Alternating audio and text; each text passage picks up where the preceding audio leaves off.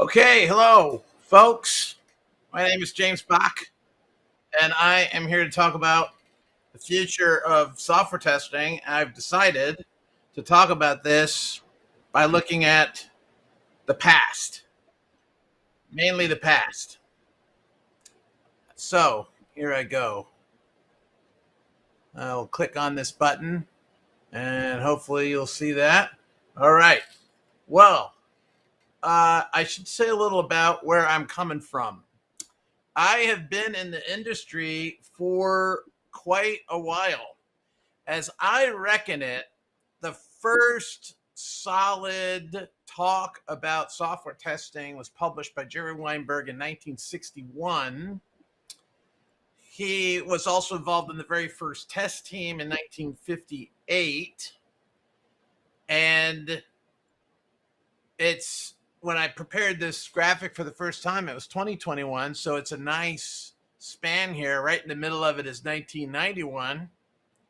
And I came in 1976 when I was 10 years old. And I did a pretty bad science fair project on computers because I didn't know anything about computers and didn't own a computer at the time. But I soon remedied that. You see, the Microcomputer Revolution started right around 1977. And a couple years after that, I got my first computer. And then I went professional pretty soon after that. So I was involved with writing video games from 1983 on. I really started getting going when I joined Apple, though, in 1987. And I joined Apple as a software testing manager. So I tried to learn testing pretty intensely since 1987. So I saw what we were doing at that time. I've lived through that era in Silicon Valley. I was in the commercial world of software, not so much in the regulated world or the government world or embedded systems.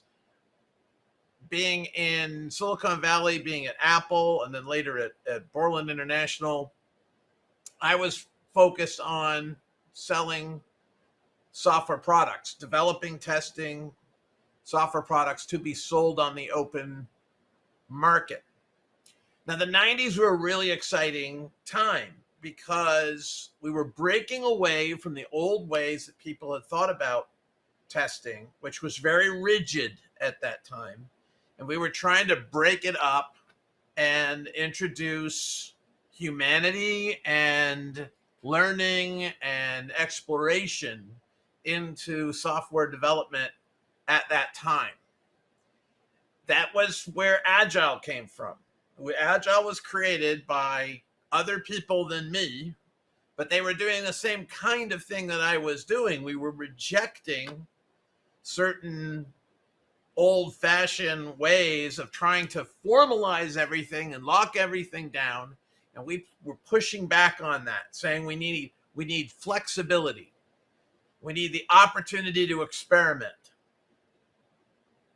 And that's where I was popularizing the notion of exploratory testing.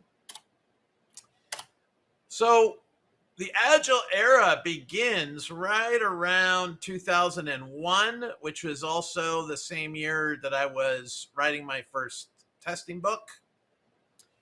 And when I was preparing for this talk, I found out, I was looking at old email and I found out that the guy who created Scrum actually asked my opinion about Scrum in 1995 when he was first coming up with it. So I was excited to hear that.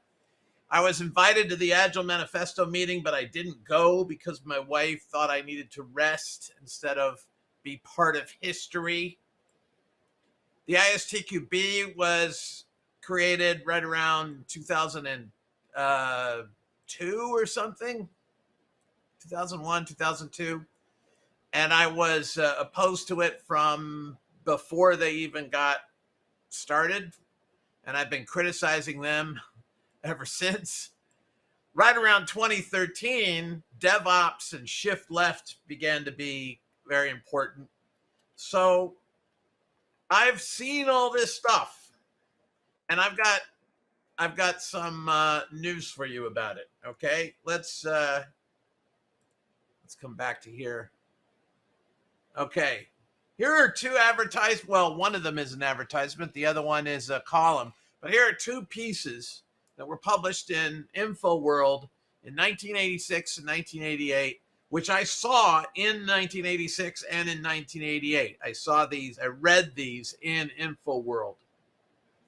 And one of them talks about how we're not going to need programmers anymore because software will be written automatically by tools, and it'll be tested automatically as well. And I remember reading this thinking, I can't believe that. I don't think that's true. You know what? It turns out it wasn't true. It's all wrong. The people who wrote this were very confused people. But what I'm saying is that for decades, people have been predicting that we have the end of history. We have the end of the need for humans to do anything. Skilled humans are not necessary anymore. I mean, they were saying that in the 80s, and they were wrong then. And people who say it today, I believe, are wrong now. Now, if you want to know about the future of testing, you've got to know what forces shape the future. That's a key to everything. So here are some of the things that shape the future, I think, based on my experiences for 35 years I've been involved. First of all, we tend to be trapped by the tools that we are using. When management at a big company buys a tool that's very expensive and we're all forced to use it, we don't really have the option of saying no to that. So that shapes how we operate. You might not like Jira, but you're stuck with Jira. And Jira works in a certain way, and it makes certain things easy. It makes other things hard. So that shapes the future. That controls the future of, it controls what can come along and cause us to do anything differently if we are stuck inside our tools. Another thing that's a big deal is nobody has any time to improve their processes. Now, that never really affected me because right from the very beginning, I was less interested in getting work done. I was more interested in figuring out how to do work better. That's just how I am. So right from the beginning, I was focused on process improvement, but I looked all around me and most people weren't. I mean, I was in the testing group at Apple for only a few weeks before I decided that we didn't have enough documentation about how to do testing and I should be the one to write it, even though I was totally new to testing. There were 400 people in that group at Apple, but I was the one that volunteered to try to define our test methodologies, even though everybody was more experienced than me. So it's always been my focus. I've always had a certain ambition for trying to figure out how to do things. And that's why I turned into a testing consultant and a testing teacher, whereas a lot of people didn't. It's also why I stayed in testing when a lot of other people didn't stay in testing. We've got to participate in certain project rituals. We have to deal with the consequences of our actions, except what I've noticed over the years is that it's really easy for people to avoid blame for doing a bad job. And that's especially true now with Agile promoting a so-called blame-free culture, which to me, people are just mainly using as an excuse to not be accountable for the bad decisions that they make and the bad work that they do. It's just very easy to shrug and say, well, it's the team responsibility. It's not my responsibility. So I can do whatever I want and nobody can complain too much about it.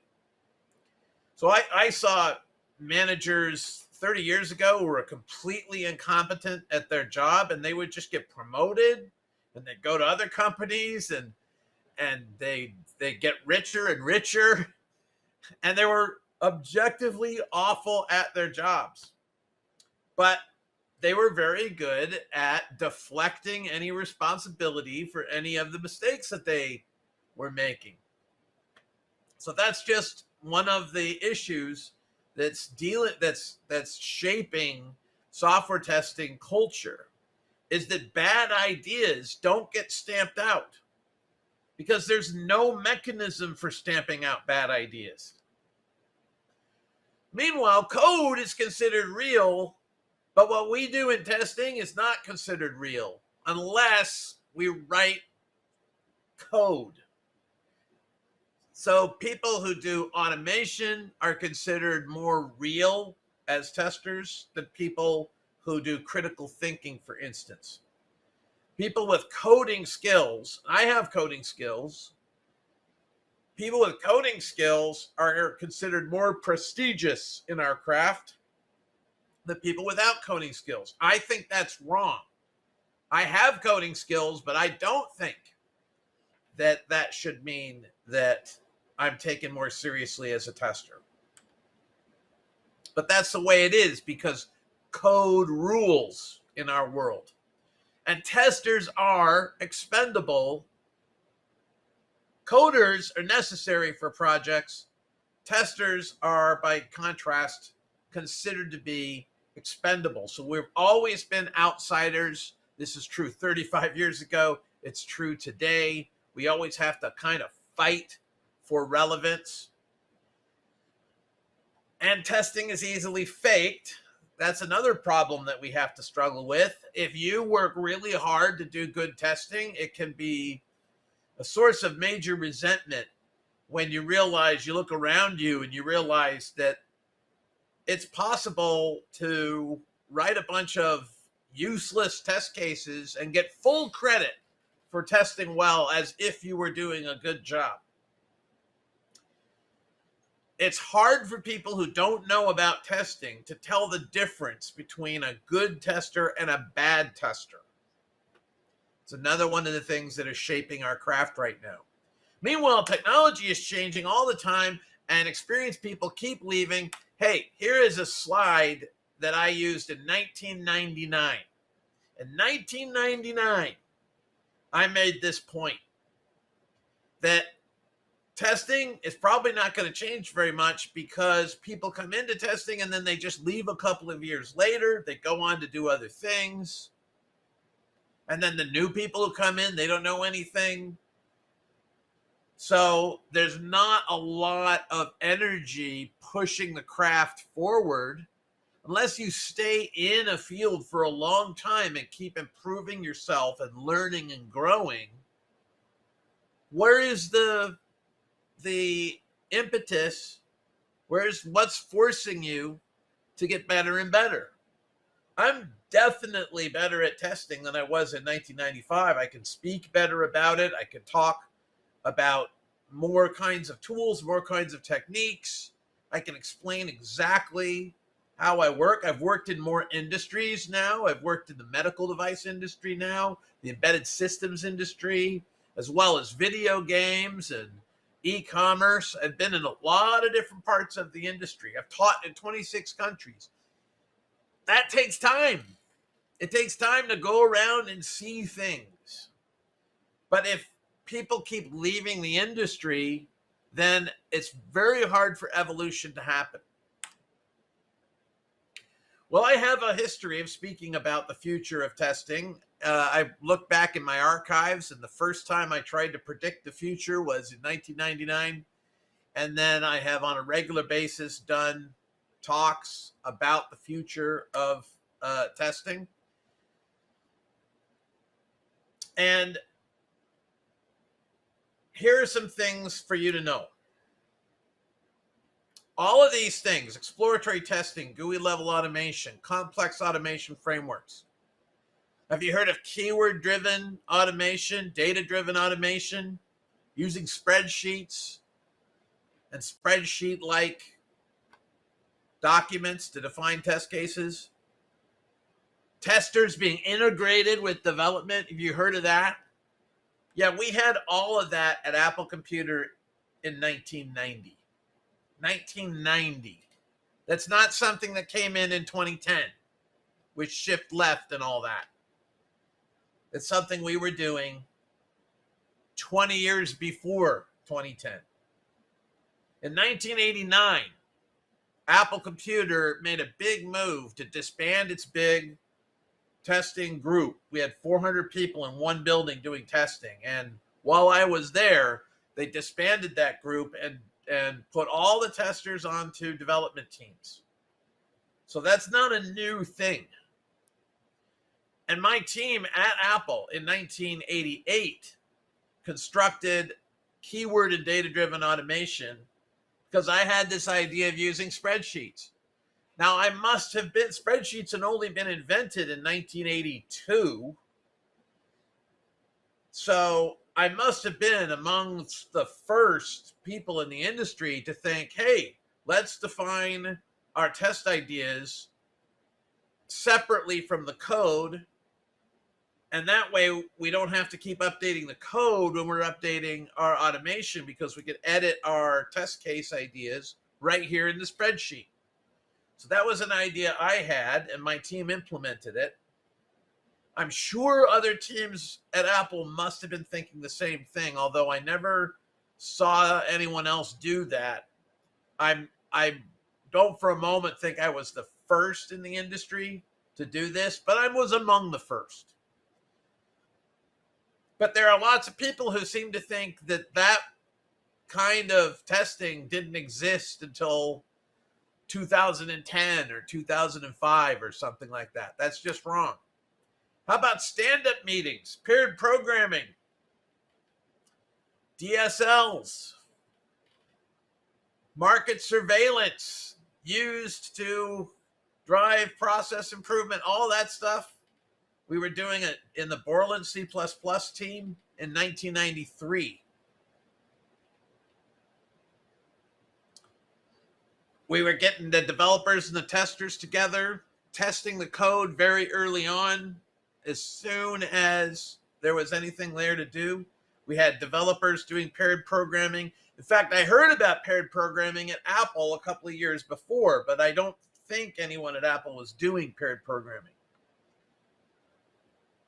I was doing stand-up meetings in my group in 1992, and when I was running the debugger group. So that's not new either. But some things have really changed since the 90s. Some things are actually new.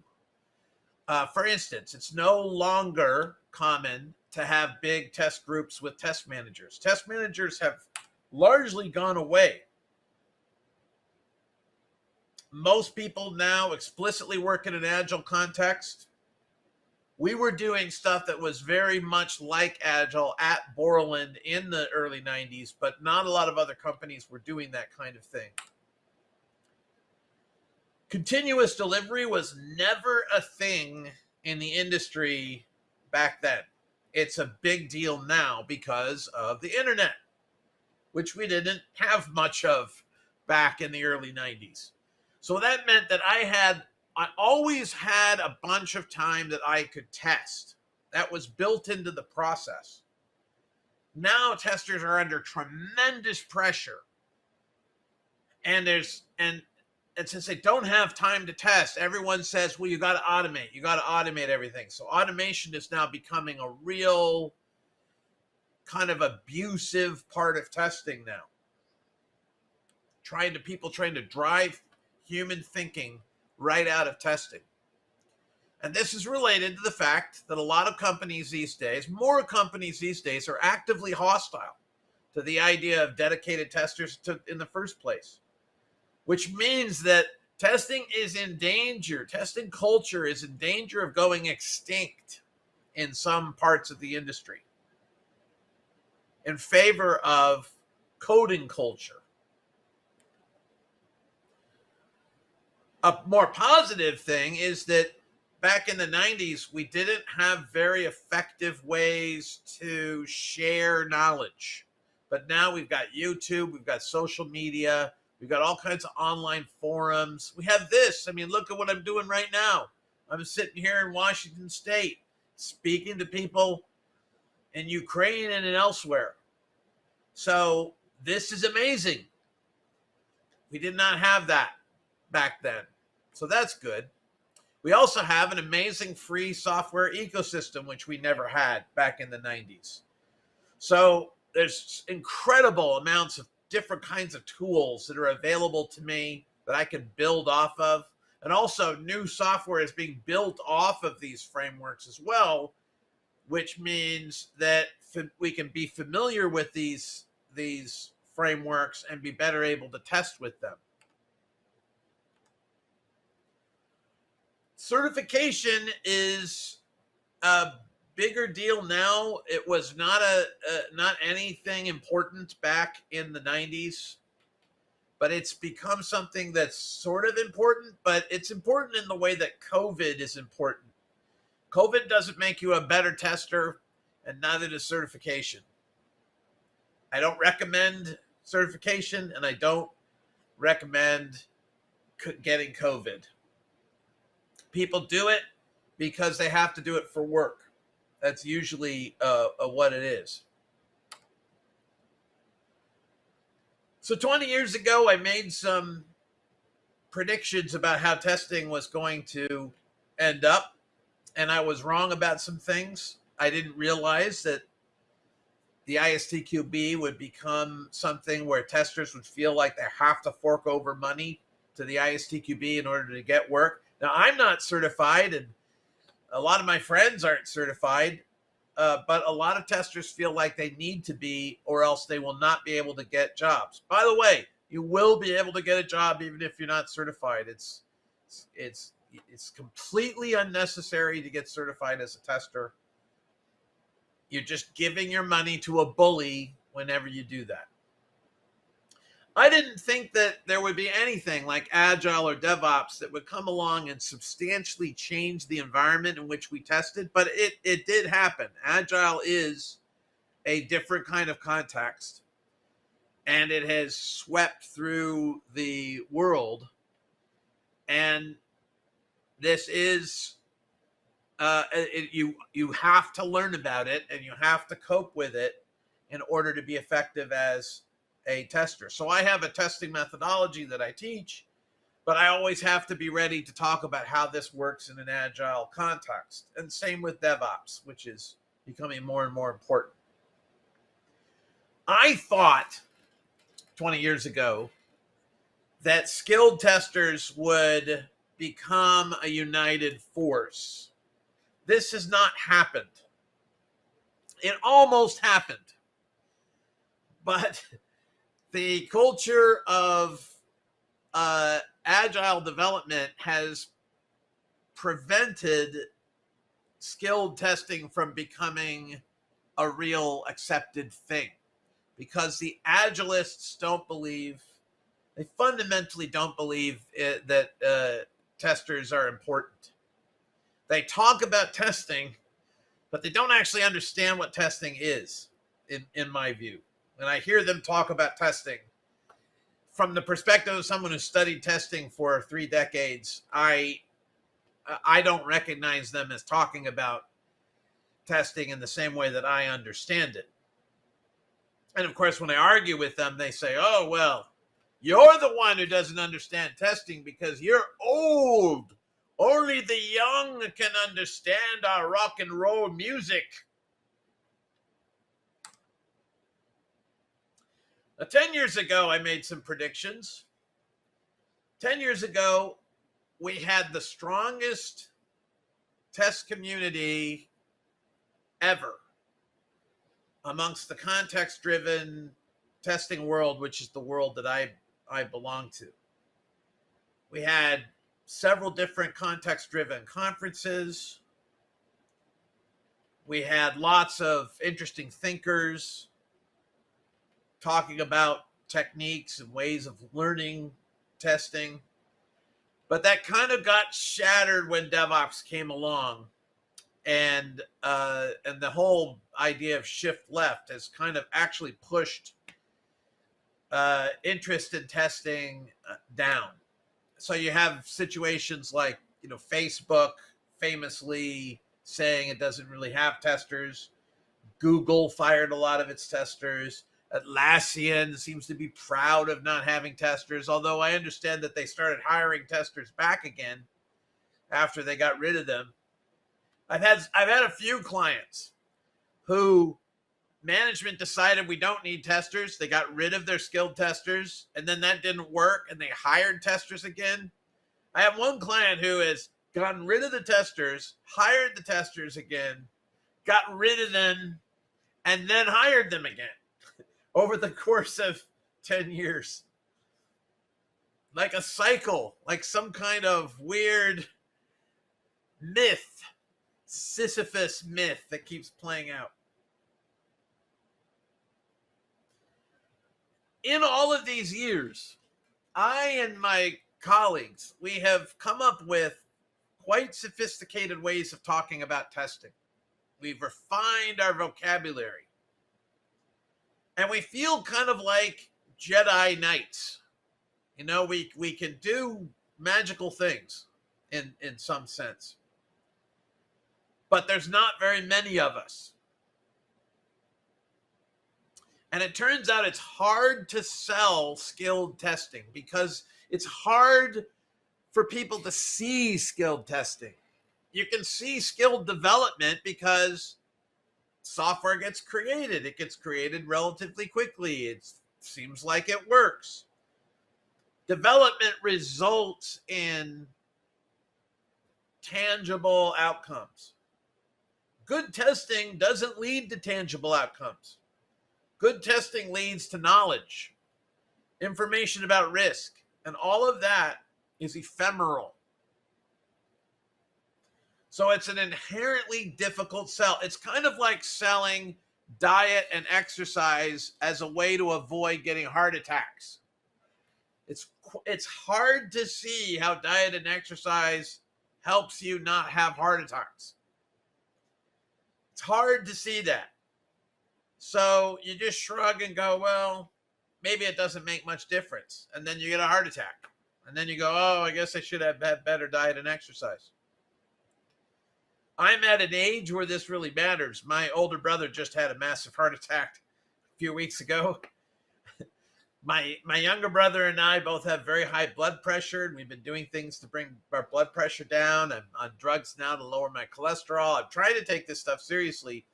But, it's hard every day because every day I feel kind of okay. It'd be really easy to stop taking the medicine and to stop worrying about this. Except, a heart attack or a stroke could strike at any moment at my age. But it's kind of the similar thing with testing. When I'm trying to talk to my clients about the importance of really good testing, it's hard for them to see why this all matters. So I've worked for years and years to practice explaining why it matters. But no matter how good I am at explaining it, it's still hard for them to see. And that's just the nature of testing. I don't think that's going to get much better.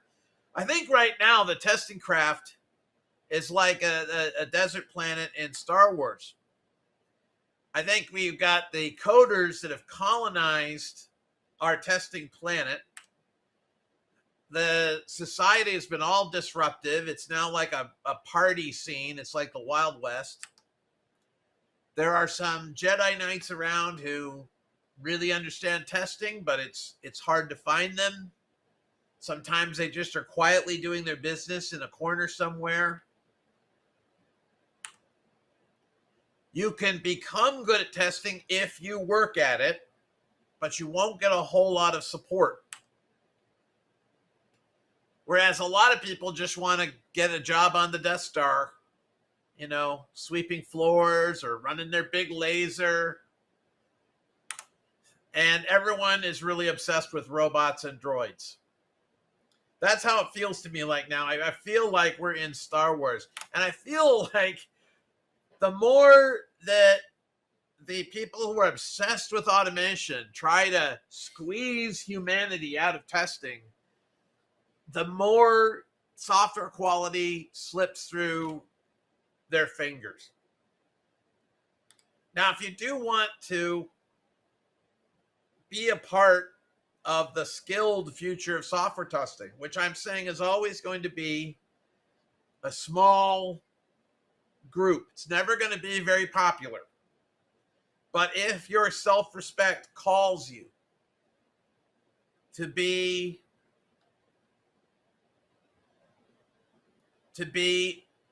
truly good at testing and to know that you are good at testing,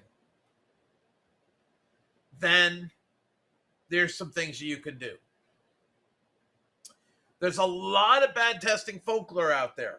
For instance, one of the YouTube videos with the most views about equivalence class partitioning is just full of bad information that's just wrong about what equivalence class partitioning is. And yet there's hundreds of thousands of views of this video. So if you just Google testing and you just read the first things that you find, you're going to see a lot of nonsense about how to do testing. I'll give you some clues.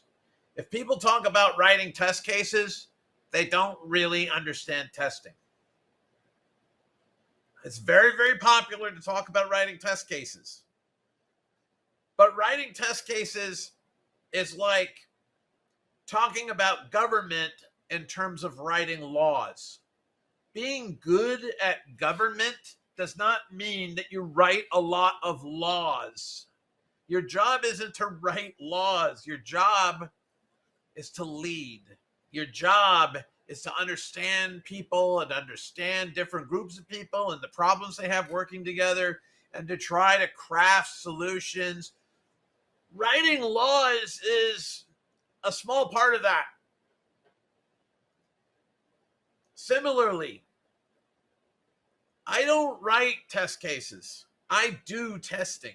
I have 2 clients right now for whom I am doing testing. And I am not writing test cases. I am performing tests.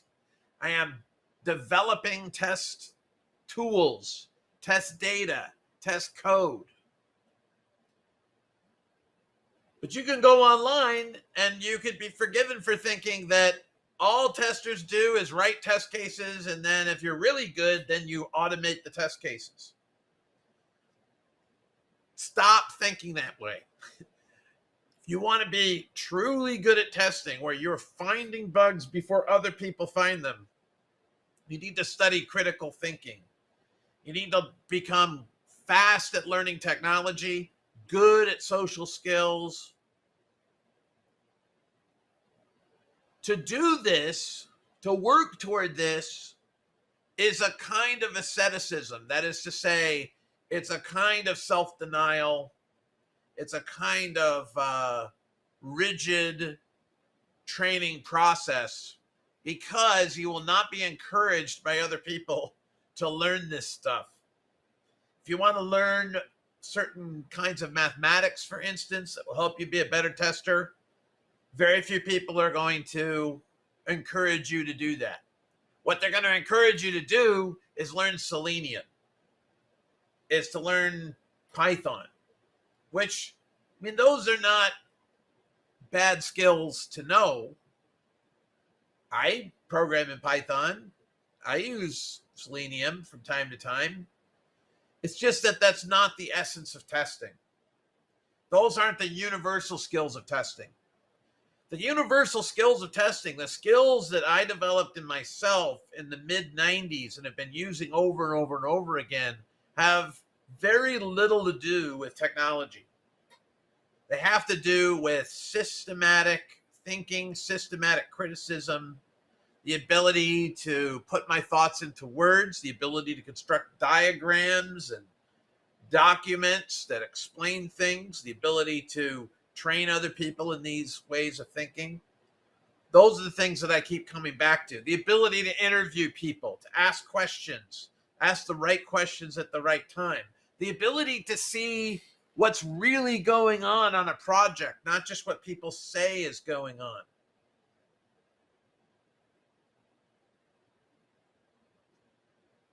Now, I'm part of the context-driven school of software testing. We declared ourselves in 1999. I wrote a book called Lessons Learned in Software Testing, a Context-Driven Approach, which introduced this idea to the world. It's a pretty popular book on testing. It came out just before Agile became a big thing. My school of software testing is grounded in social science and systems theory. We are humanists. We're humanists who use tools and write software. But we're not technocrats. We don't believe that we can automate everything.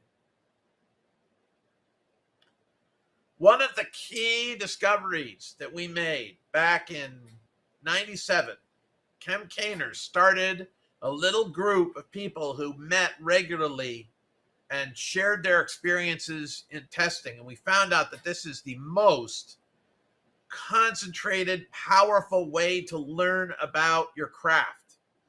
Get people together and don't talk about best practices. Instead, share your experiences.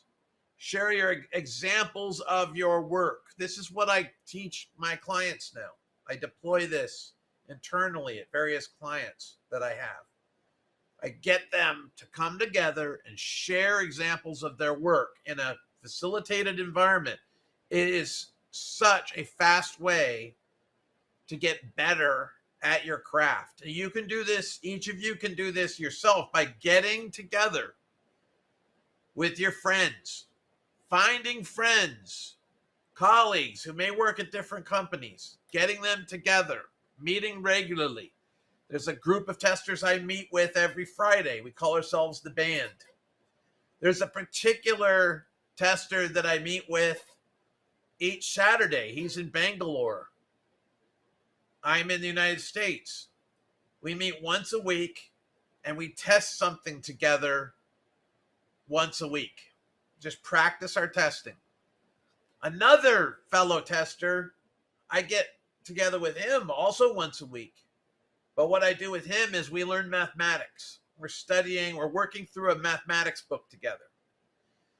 This is I call it a coterie. This is my crew of professional friends who help me stay on top of the field. This is my secret weapon. Because I do this, I'm better at testing than people who don't do this. So I would encourage you, find other like-minded people and be like Jedi warriors, practicing your lightsaber skills together. The future of testing needs leaders.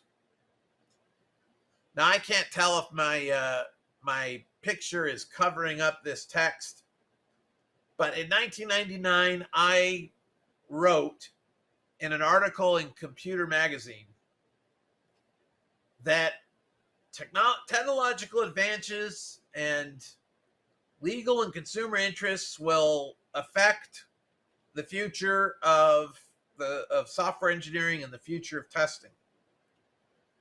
But the thing that will affect it most are prestigious people, people who are seen to know what they're doing.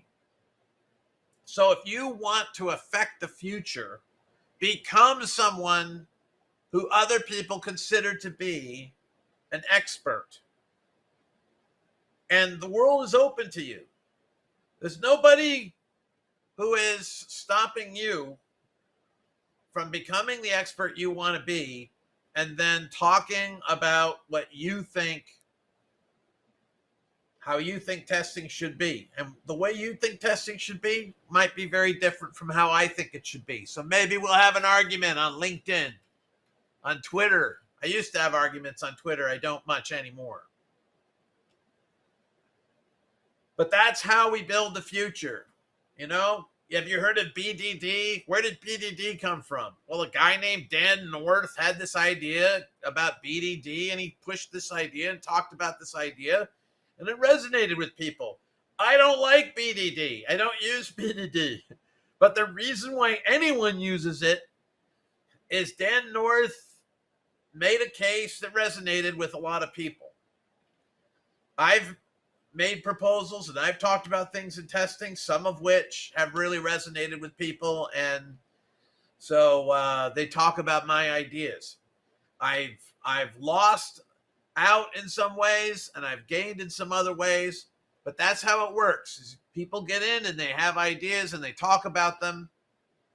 And I want to encourage you to do that. That's how things are going to change, and hopefully for the better. All right. Well, if you want to be a real tester, I've talked a lot about what I think real testers should be and what they need to learn. And I've been talking about this thing for 25 years. For 25 years, I've been talking about the kinds of things that I think testers need to read and learn about to become really good at testing. And what you'll notice in this list of materials is there's not a lot of testing books. There's a couple of books on sociology, psychology. There's a paper on cognitive bias. There's a paper on exploratory, actually a little book on exploratory research and how exploratory research works. If you could just pick one thing here and read it and get better, I would strongly urge you to read this, An Introduction to General Systems Thinking by Jerry Weinberg. It's not an easy book to read, but it's a single best book in terms of allowing you to reach a next level of the ability to think like a tester. All right, and I guess I should mention that I have a lot of materials that are available on my website, on Michael Bolton's website, who's my close colleague, on the Rapid Software Testing website. So if you want to learn more about this, you can take a look. So that's all the time I have. Now I'm going to hang out for a little while on the Slack channel and deal with any of your comments and questions. Thank you very much.